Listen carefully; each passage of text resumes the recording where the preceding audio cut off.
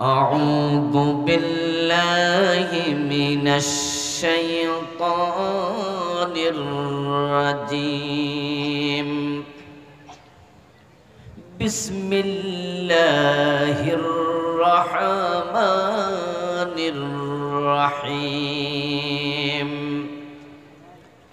هو الذي أرسل رسوله بالهدى ودين الحق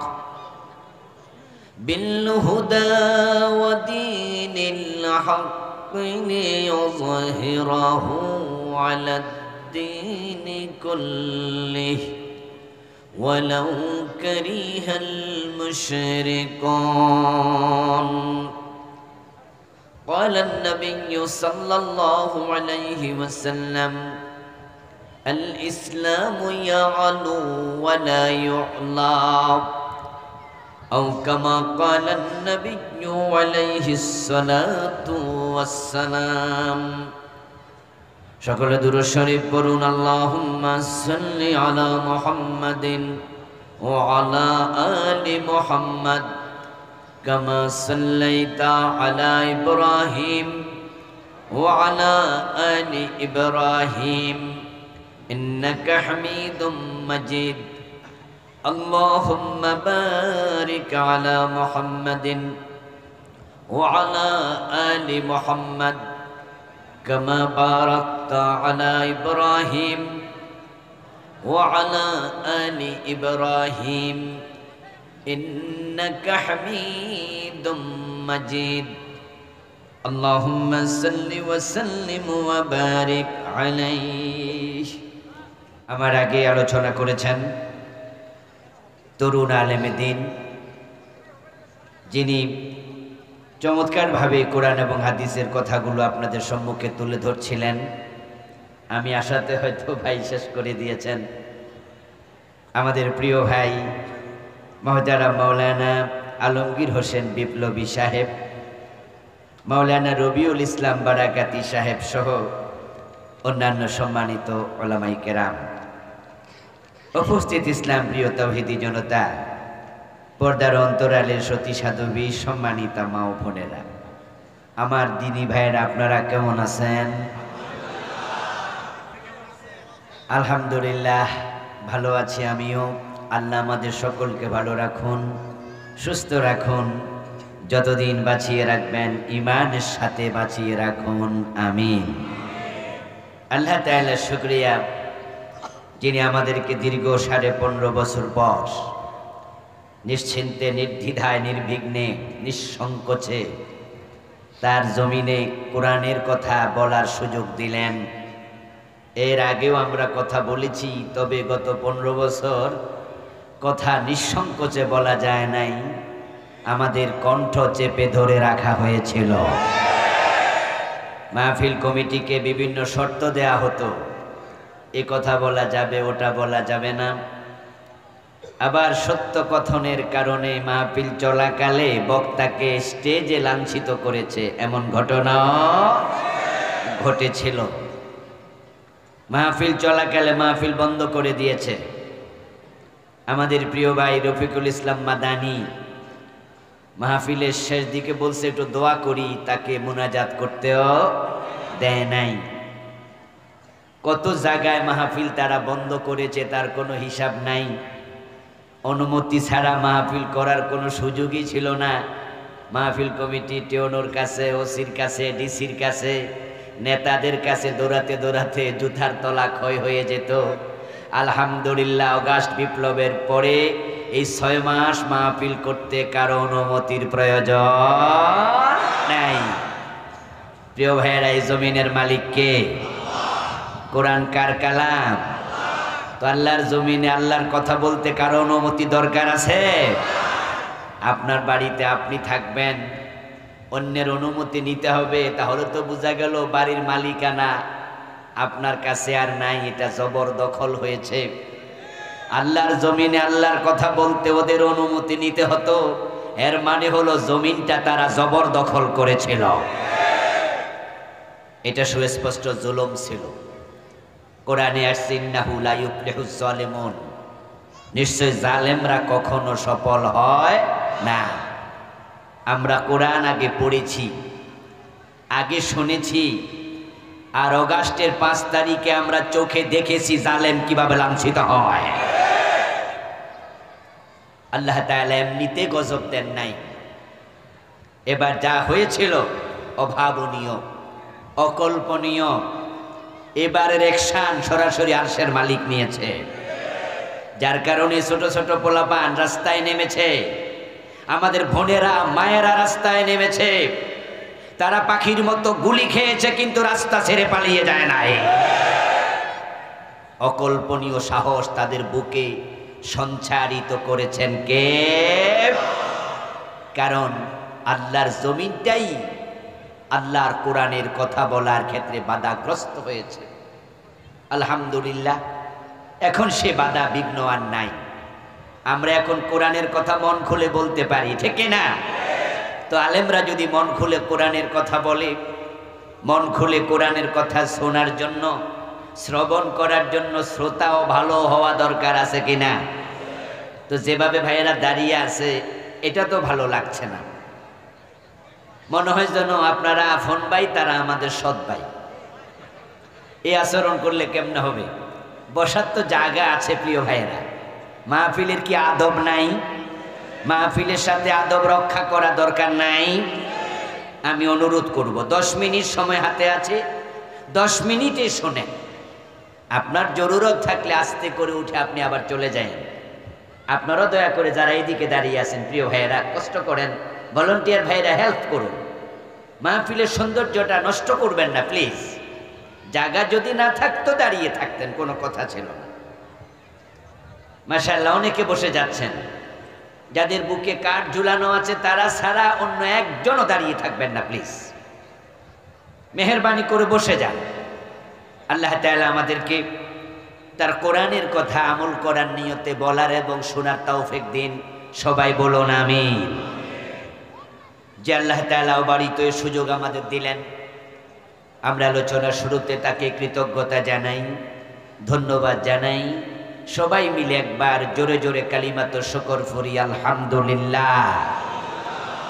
আমার প্রিয় দিনী ভাইয়েরা, আমি আপনাদের সম্মুখে পবিত্র কোরআন মাজিদ থেকে সূরাতুস সফের 9 নম্বর আয়াতে কারিমা তিলাওয়াত করেছি। নবীজি সাল্লাল্লাহু আলাইহি ওয়াসাল্লামের পবিত্র মুখ অনুসৃত ছোট্ট একখানা হাদিসে নববী পাঠ করেছি। আল্লাহ তাআলা তৌফিক দিলে এখান থেকে কিছু কথা বলবো ইনশাআল্লাহ।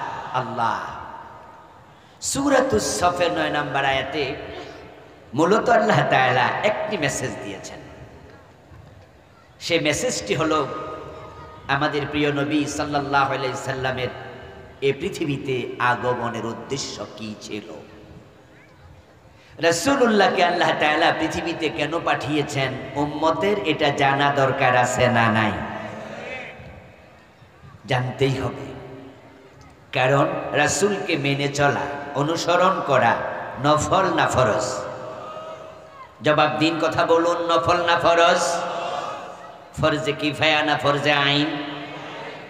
যদি রাসূলকে মেনে চলা ফরজ হয়, এবার বলুন তো মানা আগে না জানা আগে?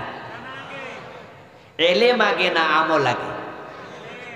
ইয়েস, আগে এলেম, আগে জানা। এজন্যই তো পবিত্র কোরআন মাজিদের যত হুকুম, যত বিধান আল্লাহ তাআলা নাজিল করেছেন, তার মাঝে 1 নাম্বার হুকুমটাই ছিল ইকরা বিসমি রাব্বিকাল্লাযী খালাক। পড়ো তোমার রবের নামে যিনি সৃষ্টি করেছেন। প্রথম অর্ডারটি কেন হলো পড়ো? আমার প্রিয় ভাইয়েরা, বলুন তো জানার সাথে পড়ার সম্পর্ক আছে কিনা? না পড়লে জানবেন কেমনে? এখন বাংলাদেশের লোকেরা শুনে বেশি না পড়ে বেশি? এজন্যই তে দেশে এলেমের দন্যতা চলছে। আমরা সবাই শুনে শুনেই ইসলাম মানতে পছন্দ করি, অথচ শোনার চেয়ে পড়ার গুরুত্ব শতগুণ বেশি। আমার বন্ধুগণ, রাসূলুল্লাহ সাল্লাল্লাহু আলাইহি ওয়াসাল্লামকে অনুসরণ করা যদি ফরজ হয়, তাহলে তিনি কেন এসেছেন সেটা জানাও ফরজ। কারণ উনি যা বলবেন আমরা অনুসরণ করে তাই বলবো। উনি যা করবেন, রাসূল যা করেছেন আমরা তাই করব। রাসূল যখন করেছেন, যেভাবে করেছেন আমরা সেভাবে করব। রাসূলুল্লাহ সাল্লাল্লাহু আলাইহি ওয়াসাল্লাম আমাদের জন্য মডেল, আমাদের জন্য সোয়া কদওয়া, নামুজাজ, আইকন, আইডল। তিনি ইমাম, তার জীবনটাই আমাদের জন্য অনুকরণীয়, অনুসরণীয়। উনার মতো করে জীবন না সাজালে জান্নাত পাওয়া যাবে না। আল্লাহ তাআলা বলেছেন, লাকাদ কানা লাকুম ফি রাসূলিল্লাহি উসওয়াতুন হাসানাহ।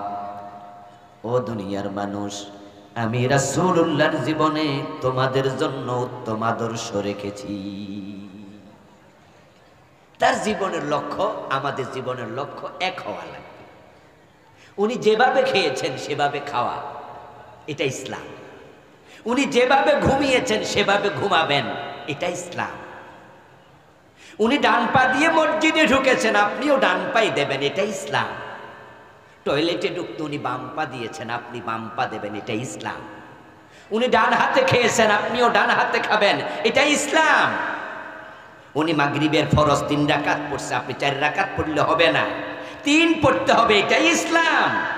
উনি আল্লাহু আকবার বলে নামাজ শুরু করেছে, আপনি আল্লাহু আকবার বলে শুরু করবেন, এটাই ইসলাম।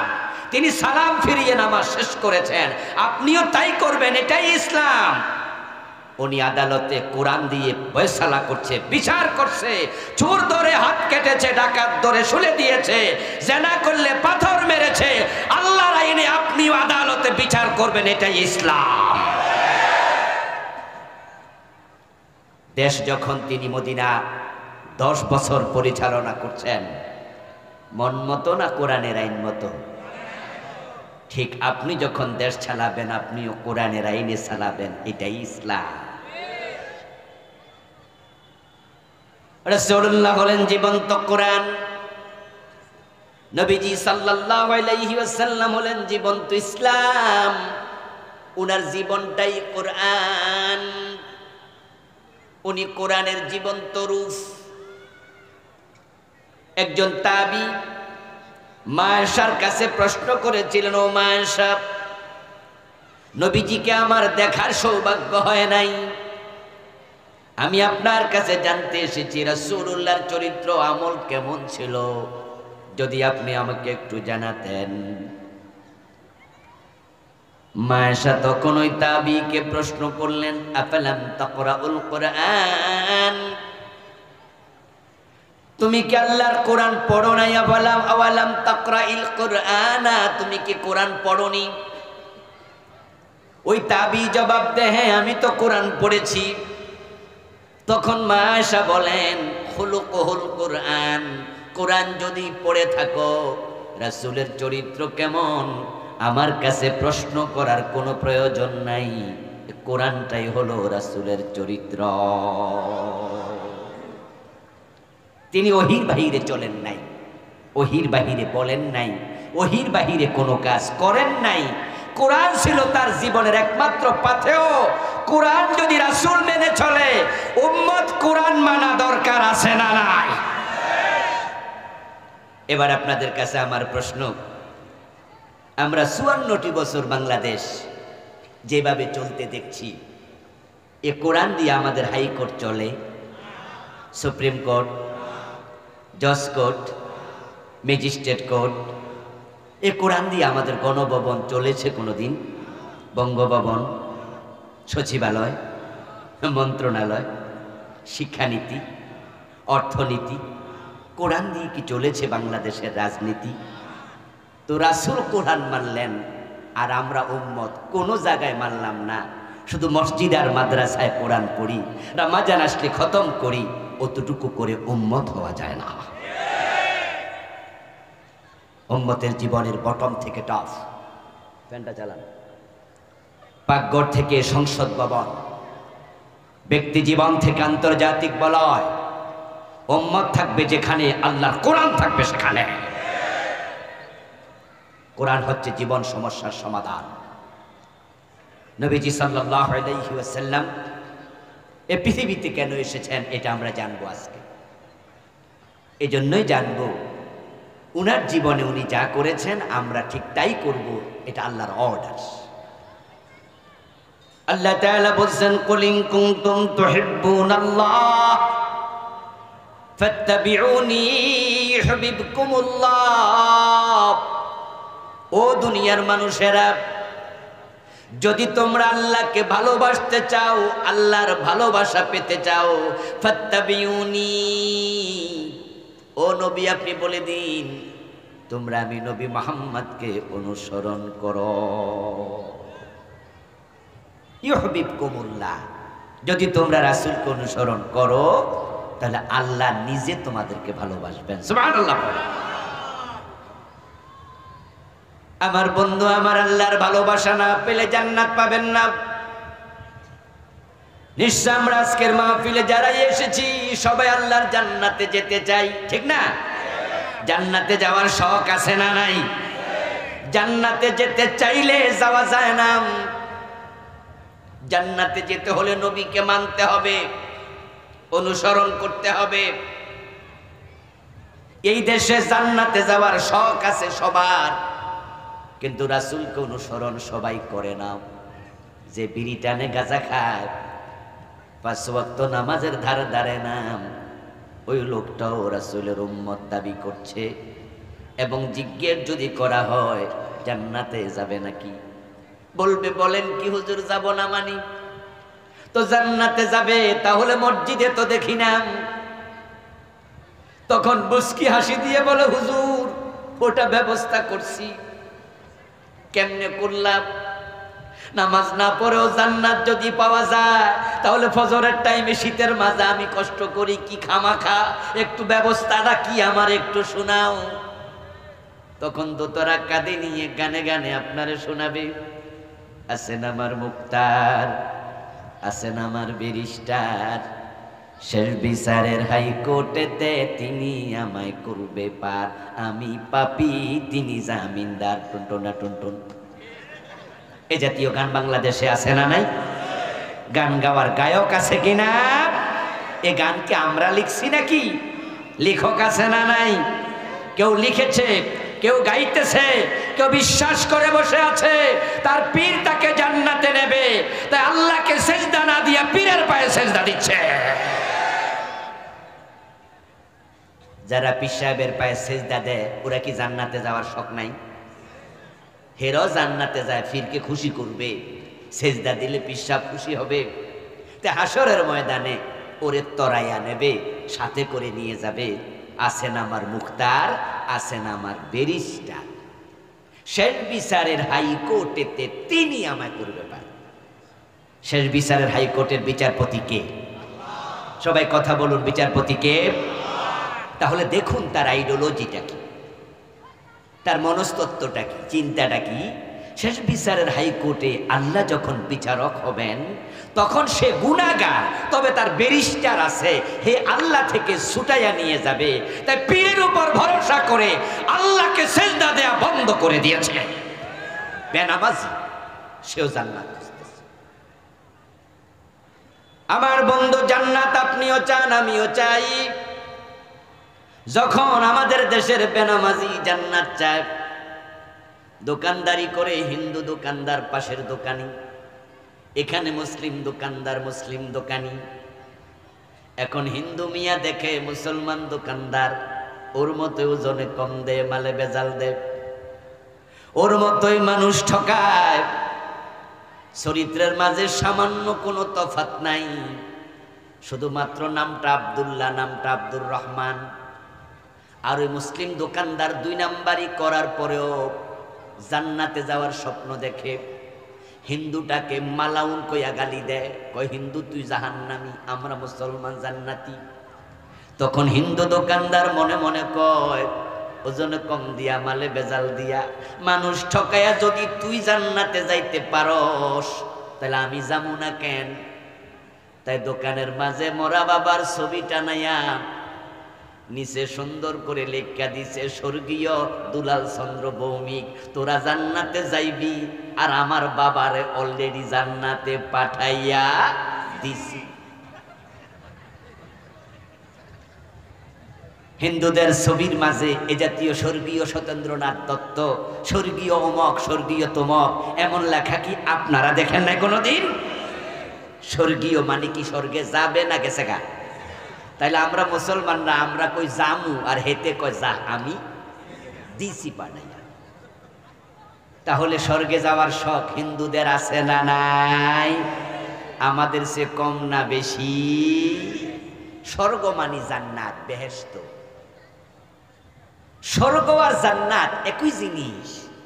আরবিতে জান্নাত বলে, পার্সিতে বেহেশত বলে, ইংরেজিতে বলে হেভেন, বাংলায় বলে বাগান, সংস্কৃতিতে বলে স্বর্গ। নরক এবং জাহান্নাম এটা কি দুই জিনিস না এক জিনিস? এই যা যা নরকে যা মানে দোজখে যা, একই জিনিস। এখন হিন্দু মিয়া স্বর্গে গেছে, তার বাবা এ লিখছে বেহেশতে গেছে, শব্দ চেঞ্জ করেছে, শখ আছে বেহেশতে যাওয়ার। আমরাও তো শব্দ চেঞ্জ করি, আমরা বলি আবু বকর জান্নাতি, হযরত ওমর বেহেশতি। দুইজন কি দুই দেশে? এক জিনিস। কেউ বলে চোখ, কেউ বলে নয়ন, কেউ বলে লাউ, কেউ বলে কদু, কেউ বলে বউ, কেউ বলে বধূ, কেউ বলে আনন্দ, কেউ বলে ফুর্তি। তারা বলেছিল ভাস্কর্য, আমরা বলেছি এটাই হলো মূর্তি। মনে আছে না নাই? ওরা যখন ভাস্কর্যের নামে মূর্তি বানাতে শুরু করেছে, এদেশের আলেমরা বলেছে মূর্তি বানায়ও না, মূর্তি বানানো হারাম, মূর্তি বানালে রহমতের ফেরেশতা নাজিল হয় না। ওরা নাম চেঞ্জ করছে। ওরা বলছে হুজুররা বোঝে না, আমরা তো মূর্তি বানাই না, আমরা ভাস্কর্য বানাই।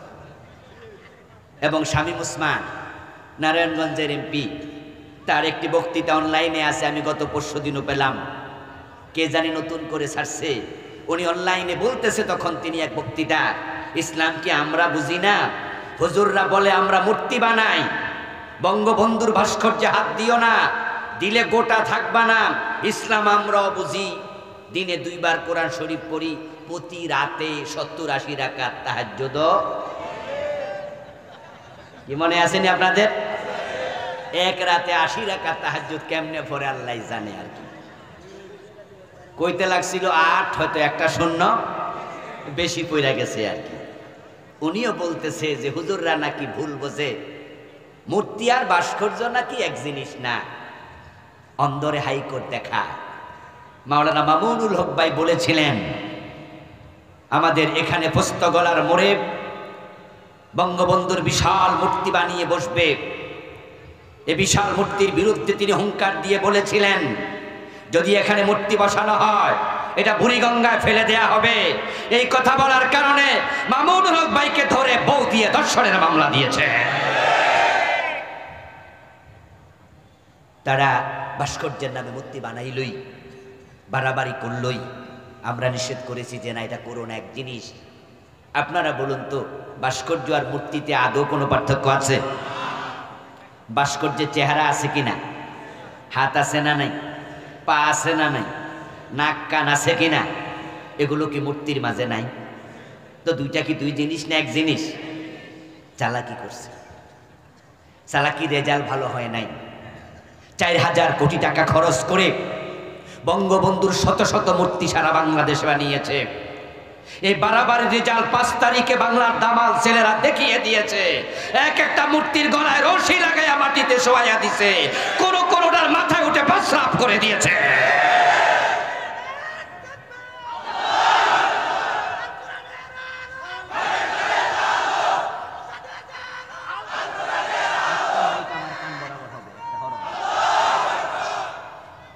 আমার প্রিয় ভাইরা, চালাকি করে করে কিছু মানুষ আছে শব্দ চেঞ্জ করে 2 নাম্বারি করে। এই চাচা আপনি সুদ খান কেন? মানুষ সমালোচনা করে, বলে যে তোমার চাচা সুদ খায়।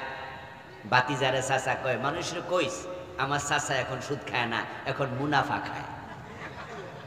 আগে খাইছে বাংলা, এখন খায় আরবিতে খায়, ইংরেজিতে খায় ইন্টারেস্ট। আমার বন্ধুগণ, মূর্তি এবং ভাস্কর্যে যেমন কোনো পার্থক্য নাই, জান্নাত আর স্বর্গে কোনো পার্থক্য নাই। এক জিনিস, হিন্দু ভদ্রলোকেরও শখ আছে তার বাবা স্বর্গে যাক, জান্নাতে যাক। এজন্য তিনি লিখেছেন ছবির মাঝে স্বর্গীয় দুলাল চন্দ্র ভৌমিক। আপনাদের কাছে আমি কনসেপ্টটা জানতে চাই, আপনারা সবাই বলুন তো, কোনো হিন্দু কি জান্নাতে গেছে? যাওয়ার কোনো সম্ভাবনা আছে? কিন্তু শখ আছে না নাই? এবার আপনাদের কাছে আসি।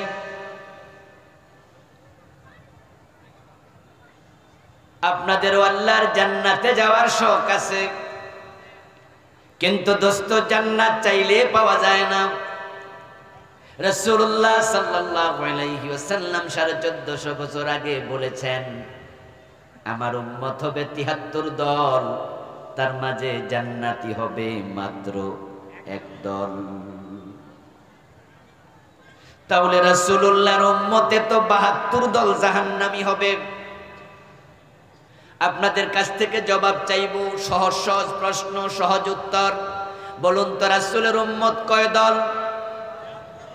এই মাত্র বললাম কয় দল? জান্নাতি কয় দল? তাহলে জান্নাতি বেশি না জাহান্নামী বেশি? এই হাদিস দ্বারা বোঝা যায় উম্মত দাবি করলে জান্নাত পাওয়া যায় না।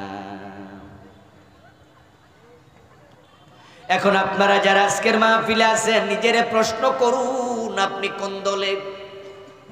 আপনি কি 72-এর ভিতরে পড়ে গেলেন কিনা? আল্লাহ না করুক যদি 72-এর ভিতরে পড়ে যান, তাহলে আপনিও তো জাহান্নামী। قال رسول الله صلى الله عليه وسلم كل امتي يدخلون الجنة إلا من أبى। নবীজি বলেন, আমার সব উম্মত জান্নাতি হবে, তবে অস্বীকারী জান্নাত পাবে না, সে হবে জাহান্নামী। কিলা মান আবা ইয়া রাসূলুল্লাহ।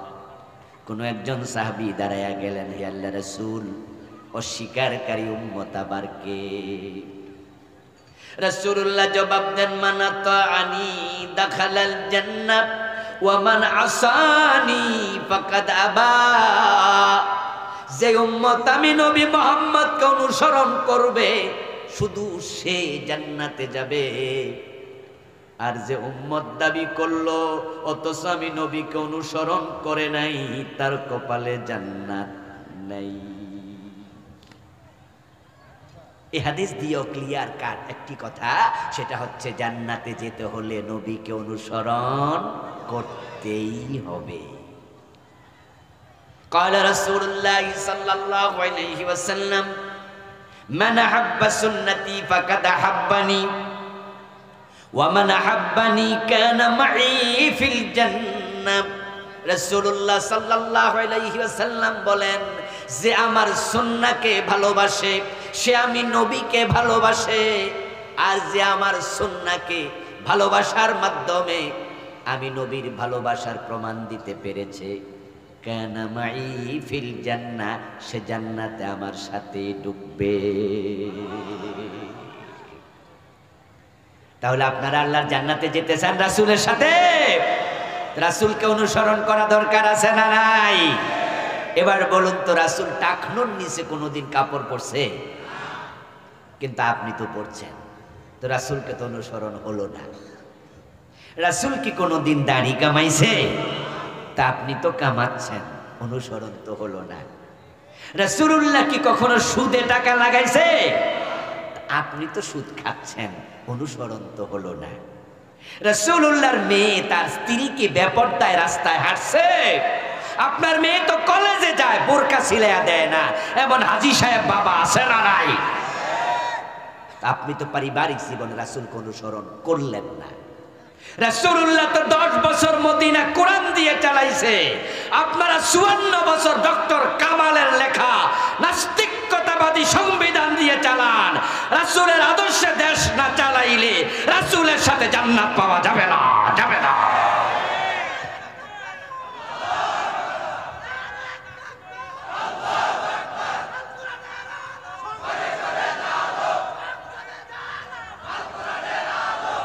আমার প্রিয় ভাইরা, তাহলে আমরা যে কোরআনের আইনের কথা বলি, এটা রাসূলুল্লাহর জীবনে এই আমলটা আছে না নাই?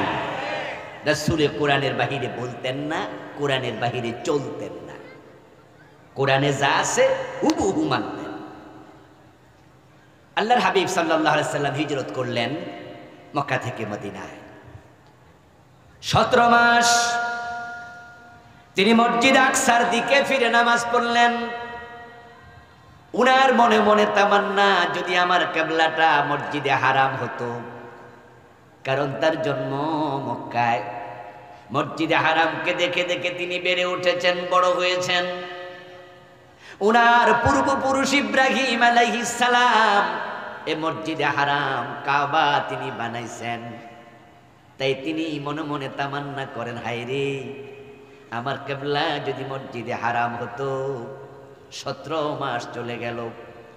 একদিন প্রিয় নবী যোহর অথবা আসরের নামাজ পড়াচ্ছিলেন, পিছনে সাহাবারা মুক্তাদি। 2 রাকাত নামাজ শেষ হলো, বাকি 2 রাকাত পড়ার জন্য আত্তাহিয়াতুর পর রাসূল দাঁড়ালেন। এই অবস্থায় জিবরিল আমিন আসলো, কোরআনের আয়াত আল্লাহ নাজিল করলেন, ফাওয়াল্লি ওয়াজহাকা শাতরাল মসজিদিল হারাম। ও আমার রাসূল, আপনার কিবলা আমি পরিবর্তন করে দিয়েছি, আপনার চেহারা কাবার দিকে ফিরান। সুবহানাল্লাহ পড়েন। প্রিয় নবীর অন্তরের তামান্না আল্লাহ পূর্ণ করে দিলেন। হাদিসে যোহরের নামাজের কথাও আসছে, আসরের নামাজের কথাও আসছে। যোহর এবং আসরের ফরজ কয় রাকাত? সহজ প্রশ্ন, জবাব দেন না ভাইয়া। কয় রাকাত? রাসূল পড়েছেন 2 রাকাত, বাকি আছে কয় রাকাত? এখন রাসূল ভাবতে পারতেন আমার চেহারা কাবার দিকে ফিরানোর জন্য আল্লাহ তাআলা বলছেন এই মাত্র, যেহেতু এই ওয়াক্তের নামাজ অলরেডি 2 রাকাত পড়ে ফেলেছি, তাহলে পরের ওয়াক্ত থেকে কাবার দিকে ফিরে নতুন করে নামাজ পড়ব।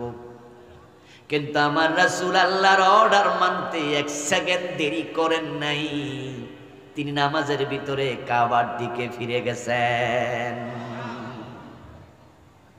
ওই মসজিদে কিবলা হয়ে গেল 2টা। 2 রাকাত হলো মসজিদে আকসার দিকে, 2 রাকাত হলো মসজিদে হারামের দিকে। এই জন্য মদিনার সে মসজিদটার নামই হলো মসজিদুল কিবলাতাইন, 2 কিবলার মসজিদ। রাসূলের কাছে ইসলাম আসছে, মানতে 1 সেকেন্ড দেরি করে নাই। আর আমাদের কাছে কোরআন আছে, এই 54 বছরে আল্লাহর কোরআন দিয়ে একদিনও দেশ চালাই নাই। যারাই দেশ চালাইছে কোরআনের বাহিরে, সবাই মামলার আসামি হওয়া লাগবে আখিরাতে। মামলা করবেন নবী মুহাম্মদ নিজে। আল্লাহ তাআলা বলেন, ক্বালার রাসূলু ইয়া রাব্বি ইন্না কওমি ইত্তাখাযু হাযাল কুরআনা মাহজুরা। হাশরের দিন রাসূল বলবেন, ও আমার রব, আমার জাতি, আমার উম্মত, আমার রেখে আসা কোরআন তাদের জীবনে তারা বর্জন করেছে। আমি তাদের বিরুদ্ধে তোমার কাছে মামলা দিলাম, বিচার তুমি করো।